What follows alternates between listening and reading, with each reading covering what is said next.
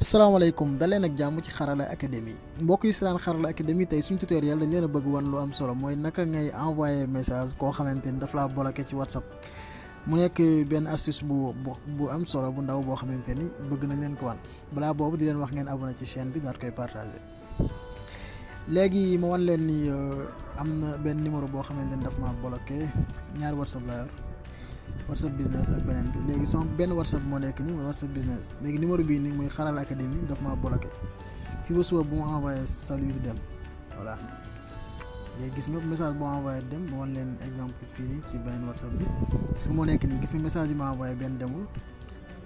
léegi ma essayé mu ngi nii unblock Xarala Tech numéro dama kaa bloqué moo tax bu envoyé message tamit moom mënul dem voilà. léegi pour nga débloquer ko nooy def par exemple yow mi man maa yor numéro bi man lañ bloqué damay créer benn groupe WhatsApp damay def nii tak nouveau groupe voilà léegi moom dama koy ajouter ci biir Xarala Academy moom sax Xarala Academy ngi nii dama koy ajouter voilà bind fii nii débloque ok débloqué wala benn tur bu la neex mën nga def ci groupe bi léegi nga bës ok léegi gis nga danaan la Xarala Academy mënoo ko envoyé message boo xoolee doo gis ci membre yi gis nga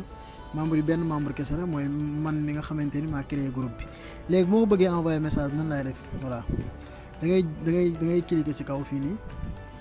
am na fu ñu def invité via un lien wala invite via link nga cliquer fii nga copier lien bi voilà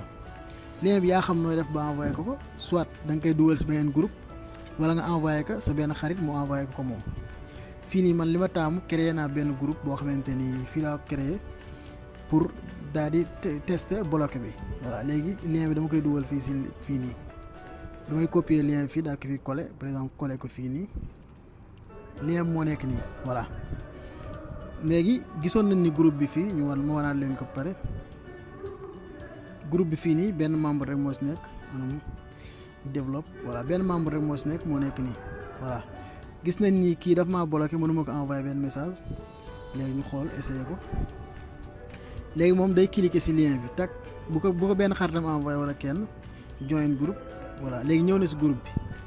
xam nga moom daf ma bloqué woon mënuma woon envoyé message léegi man xaaral ma envoyé ko message ni ko boy sama xaalis gars yi léegi nga def ni par exemple nga def ni léegi ñu xaar ba xam dina ko jot wala du ko jot